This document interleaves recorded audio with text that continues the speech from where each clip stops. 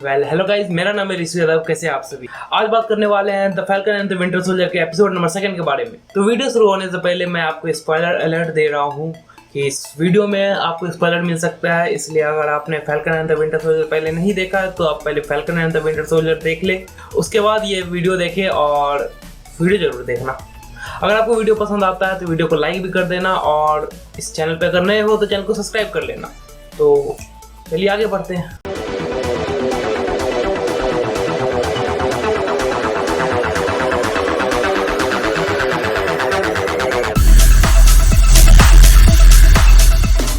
तो जैसा कि अभी तक हमने एपिसोड 1 में देखा था कि न्यू कैप्टन अमेरिका इंट्रोड्यूस हो चुका था, तो इससे ना हम खुश थे ना ही सैम खुश था, कोई भी खुश नहीं था और बहुत ज़्यादा हेट मिल रहा था न्यू कैप्टन अमेरिका को। तो एपिसोड 2 वहीं से स्टार्ट होता है। जॉन वॉकर अपने कॉलेज के एक लॉकर रूम में होता है और अपने बीते दिनों को याद कर रहा होता है कि उसे इतना बड़ा जिम्मेदारी मिल चुका है और वो इसे कैसे निभाएगा। तभी वहाँ पे शायद उसकी गर्लफ्रेंड या फिर उसकी वाइफ वो आती है और वो जॉन वॉकर को हौसला देती है कि तुम ये कर सकते हो। लेकिन भैया, कैप्टन अमेरिका का लीगेसी इतना जल्दी किसी के हाथ में नहीं आने वाला है। उसके बाद ही एक एंट्री होता है जॉन वॉकर का एक साइड किक का, जिसका नाम रहता है लेमार्क हॉस्किंस। वैसे कॉमिक्स में ये भी एक सुपर हीरो रहता है जो कि एक पावर ब्रोकर से पावर्स लिया रहता है। ये और जो हमारा जॉन वॉकर है दोनों ही पावर ब्रोकर से एक लेता है, जिसका जिक्र आगे हमें देखने को मिलता है लास्ट में जाके। तो पावर ब्रोकर तो इसमें इंट्रोड्यूस होने वाला है, जहाँ तक ये देखने को लग रहा है कॉमिक्स से थोड़ा बहुत रिलेट करके। तो देखते आगे क्या होता है। लेकिन जो ये सीन था इसमें हमें पता चलता है कि जो हमारा जॉन वॉकर है, जो अभी तक इतना हेट पा रहा था, एक्चुअल में ये एक जेन्युइन बंदा है। जो कि यहाँ पे देखने को मिल रहा था कि ये बंदा अच्छा खासा लग रहा है और अच्छा खासा रहता है और इसे चिंता होती है कैप्टन अमेरिका के लीगेसी के लिए। वहीं अगले सीन में हमें देखने को मिलता है कि न्यू कैप्टन अमेरिका के लिए एक इंटरव्यू अरेंज किया जाता है, जहाँ पे जॉन वॉकर के लाइफ टाइम में इसे 3 ऑनर मिल चुका होता है, जो कि अभी तक किसी भी आर्मी ऑफिसर या फिर किसी भी एजेंट को नहीं मिलता है। तो यूएस गवर्नमेंट भी कुछ सोच के एक जो बेस्ट वाला बंदा होता है उसे कैप्टन अमेरिका के लिए चूज करता है। लेकिन ये इतना आसान नहीं होने वाला है, क्योंकि इधर सैम और बाकी दोनों ही गुस्सा है कि जो उसको दिया गया था वो बिना पूछे उससे किसी नए बंदे को दे दिया गया है और वो कैसा बंदा है ये किसी को नहीं पता है। बेसिकली आर्मी वालों को पता है कि वो कैसा है, उसका बैकग्राउंड कैसा है, उसने कितना सारा मेहनत किया ये हमें दिखाया गया है, कैसे शील्ड चलाना सीखा। लेकिन अगर कॉमिक्स की बात माने तो ये बंदा बीच में एक सुपर विलन भी बन जाता है और फिर बाद में जाके ये सुपर हीरो बनता है। लेकिन वहीं अगर इंटरव्यू वाले सीन की बात करें तो वहाँ पे जितने भी सारे पब्लिक स्टेडियम में आए हुए होते हैं वो बहुत ज्यादा खुश होते हैं न्यू कैप्टन अमेरिका के आने की वजह से। लेकिन अगर ये इतना प्रैक्टिस करके आया है और इतना ज्यादा मेहनत किया है, जैसा कि उस इंटरव्यू में भी हमें पता चला था, तो क्या ये कैप्टन अमेरिका बनने के लायक है? क्योंकि अगर कैप्टन अमेरिका बनना है इसे, और अगर जैसा कि कैप्टन अमेरिका इतना टाइम वर्ल्ड को बचाया है, जैसे थैनोस आया था, तो उस सब टाइम क्या करेगा? क्योंकि ये सुपर सोल्जर तो है नहीं, इसके पास सुपर स्ट्रेंथ तो नहीं है। हम माना कि इसको शील्ड चलाना आ गया, इसका क्या मतलब है? यूएस गवर्नमेंट क्या सोचती है कि ये कैप्टन अमेरिका बन जाएगा? और वैसे अगर मैंने थोड़ी देर पहले ये भी बोला था कि पावर ब्रोकर से ये पावर लेता है तो क्या पता आगे चल के इसके पास लीगेसी आए, लेकिन सैम ऐसा होने नहीं देगा क्योंकि उसको चाहिए वापस अपना शील्ड। क्योंकि उस पर कैप्टन अमेरिका जो थे हमारे स्टीव भैया, उन्होंने बहुत ज़्यादा विश्वास किया था और इस बात का गुस्सा तो बकी को भी है। खैर आगे बढ़ते हैं। आगे हमने देखा था कि बकी जब ये टीवी पे देख रहा होता है न्यूज़ में कि न्यू कैप्टन अमेरिका अनाउंस कर दिया गया, वो फौरन जाके मिलता है और इस सीन में हमें लगता है कि भाई कुछ ज़्यादा स्पीड दिखा रहा है, क्योंकि 6 एपिसोड में कंप्लीट करना है। तो भैया वो टीवी पे न्यूज़ देखा और तुरंत जाके वो फैल्कन से मिल कैसे सकता है कि वो कहाँ है एक्चुअल में। डायरेक्ट ये सीन थोड़ा लगा कि वो थोड़ा स्पीड में दिखा रहा है। लेकिन अगर इसके अलावा बात करें तो वो दोनों ही साथ में एक मिशन पे जाते हैं। फिर उसी सीन में हमें ये भी देखने को मिलता है कि इन दोनों के बीच का नोक-झोंक चालू हो चुका है और ये नोक-झोंक ही तो है जो कि इतना मजेदार बनता है। और ऊपर से सैम और बकी का सार्केज्म वाला रिप्लाई। वहीं पे एक सार्केज्म ये भी रहता है कि जो गैंडाल्फ रहता है उसके बारे में जब सैम पूछता है कि तुम कैसे जानते हो उसके बारे में, तो वो बोलता है कि उसने हॉबिट का जो नोवेल आता है वो 1937 में पढ़ा होता है। तो ये वाला सीन भी एक सार्केज्म के जैसा होता है, क्योंकि उस टाइम पे तो ये जन्म भी नहीं लिया होता है। वहीं पे सीन में हमें देखने को मिलता है कि बकी वहाँ से सैम के साथ चला जाता है एक मिशन पे म्यूनिक में, और वो मिशन होता है कि वो जो फ्लैग स्मैशर्स का ग्रुप होता है उसको जाके पकड़ना होता है। लेकिन इस मिशन में आगे बढ़ने से पहले अगर आपको फ्लैग स्मैशर्स के बारे में नहीं पता है, फ्लैग स्मैशर्स वो लोग हैं जो कि थैनोस की चुटकी और हल्क की चुटकी के बीच का जो 5 साल का गैप होता है उसमें जब आधी दुनिया गायब हो जाती है तो वो ये सोचता है कि यही दुनिया सबसे बेस्ट है, क्योंकि जो ब्लिप वाला टाइम होता है, जो क्योंकि हल्क के जो स्नैप के बाद जितने सारे पॉपुलेशन वापस आते हैं उनको रहने के लिए कोई जगह नहीं होता है और वो सबको भी ठिकाना देना बनता है। तो वो चाहता है कि ये सब कोई ना हो और एक वन वर्ल्ड और वन पीपल बने।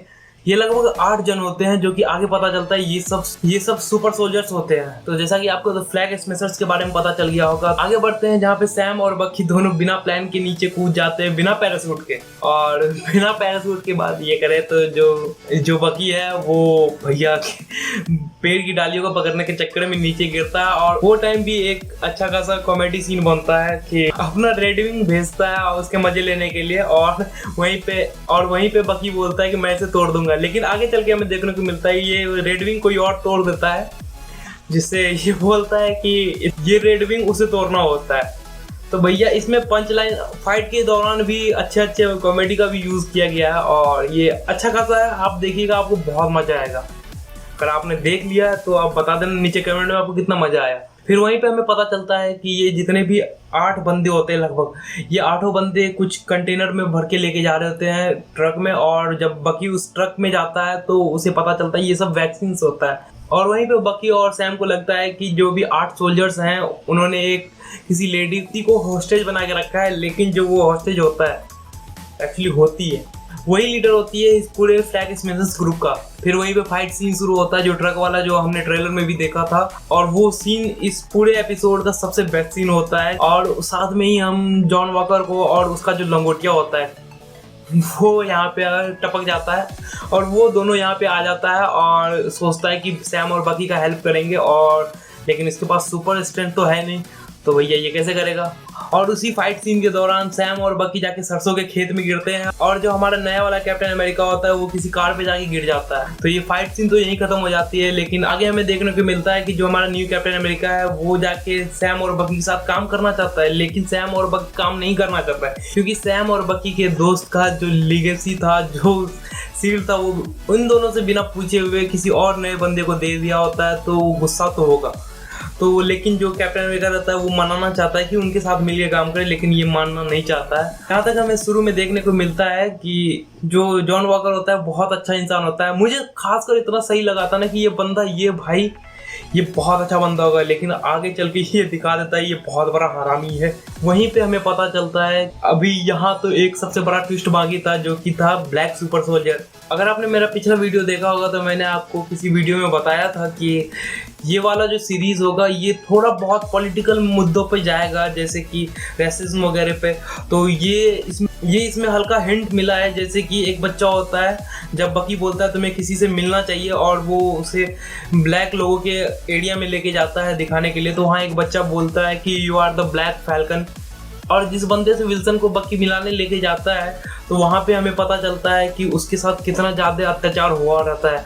30 साल तक उस पर एक्सपेरिमेंट होते हैं और उसे अंडर कवर रखा जाता है क्योंकि वो ब्लैक होता है। और जो स्टीव रॉजर्स होता है उसकी तरह इस ब्लैक वाले सुपर सोल्जर्स को सामने नहीं ला सकता था, एज इंट्रोड्यूस भी नहीं कर सकता था कि ब्लैक कैप्टन अमेरिका। तो मैंने पहले ही बताया था कि ये एक पॉलिटिकल मुद्दा हो सकता है, तो मे बी ये इसीलिए हो। आप नीचे कमेंट में बताना कि जो मेरा पॉइंट ऑफ व्यू है कि अगर मान के चलो कि ये ब्लैक वाला आता तो कैसा पॉलिटिकल मुद्दा हो सकता है, आप नीचे कमेंट में हमें बता देना। वहीं पे हमें पता चला था कि वो 30 साल तक उस पर एक्सपेरिमेंट हो रहे थे, उसका जो ब्लड था वो निकाल के और नए नए सुपर सोल्जर्स पे मे बी एक्सपेरिमेंट होता। तो उससे पूछने गया था, लेकिन इतने सारे झमेले के बाद वो कुछ नहीं बोलना चाहता था और उसने अपना गुस्सा दिखाया एक ज्योमेट्री बॉक्स पे।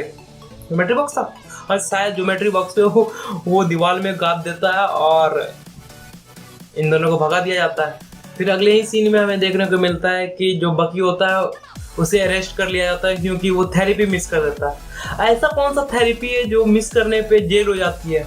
इंडिया में हो जाए एक बार भैया दंगा हो जाएगा। लेकिन उस जेल से बकी को छुड़ाता है हमारा न्यू कैप्टन अमेरिका, और फिर भी वो बोलता है कि ये अच्छा एसेट है और इसे हमारे साथ काम करना चाहिए।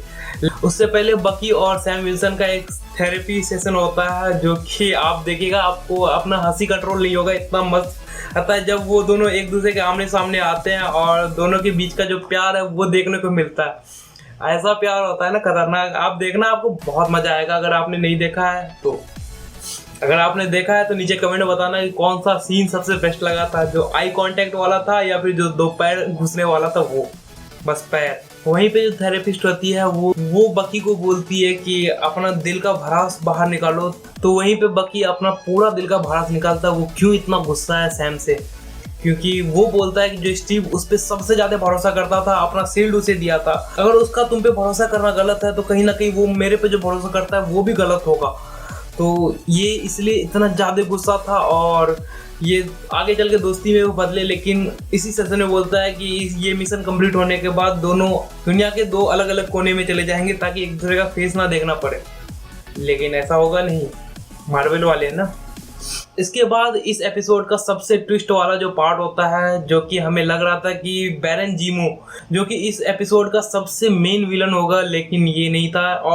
और जो इसके डायरेक्टर ने टीज किया था, जो कि मैंने इससे पहले वाले वीडियो में बताया था कि इसके पहले वाले वीडियो हीरोइक न्यूज़ में बताया था कि ये वाला जो सीरीज है इसमें जो विलन होगा वो नॉन ह्यूमन होगा। और ये अब कहीं ना कहीं देखने को मिल रहा है कि बैरन जीमो तो अभी तक जेल में है, तो उसे कैसे पता होगा कि ये सब कैसे हो रहा है। तो बकी और विल्सन दोनों डिसाइड करता है बैरन जीमो से जाके मिलने का, जो कि हमें सीन में दिखाया जाता है कि वो अभी तक जेल में ही है। और ये एपिसोड बैरन जीमो पे ही जाके खत्म हो जाता है। लेकिन अभी 4 एपिसोड बाकी है और 4 एपिसोड में क्या क्या होगा ये अभी तक ये बहुत ही अनप्रेडिक्टेबल है, क्योंकि ये अभी तक जो 2 एपिसोड आया है ये वांडा विजन के लगभग पूरे एपिसोड से भी ऊपर जा रहा है, क्योंकि इसके जितने भी पंच लाइन्स हैं और जो भी सैम और बकी का जो भी केमिस्ट्री है, झगड़ा वाला ही, चाहे फ्रेंडली तो है नहीं, लेकिन जो फ्रेंडली झगड़ा है ना वो बेस्ट है। तो अभी 4 एपिसोड बचे हैं और चारों एपिसोड बवाल होने वाले हैं। तो अगर आप अभी तक नहीं देखा है एक भी एपिसोड, तो मेरा रिकमेंडेशन है कि ये सीरीज देखना चालू कर दो भाई, बहुत मस्त है। और जो ये बैरन जीमो है अभी तक जिसको पता नहीं है, तो मे बी ये बाहर निकल के, जैसा कि हमने ट्रेलर में देखा था कि ये भी कुछ हंगामा करेगा, क्योंकि इसे सुपर हीरो बिल्कुल नहीं पसंद है। और इसका ही डायलॉग था कि सुपर हीरो इस दुनिया में जिंदा नहीं होने चाहिए। तो आज के लिए बस इतना ही। ये था मेरा breakdown falcon and the winter soldier के एपिसोड नंबर 2 का।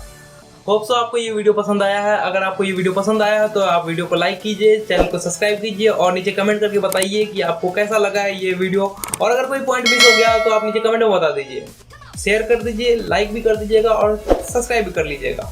तो मिलते हैं आपसे नेक्स्ट वीडियो में।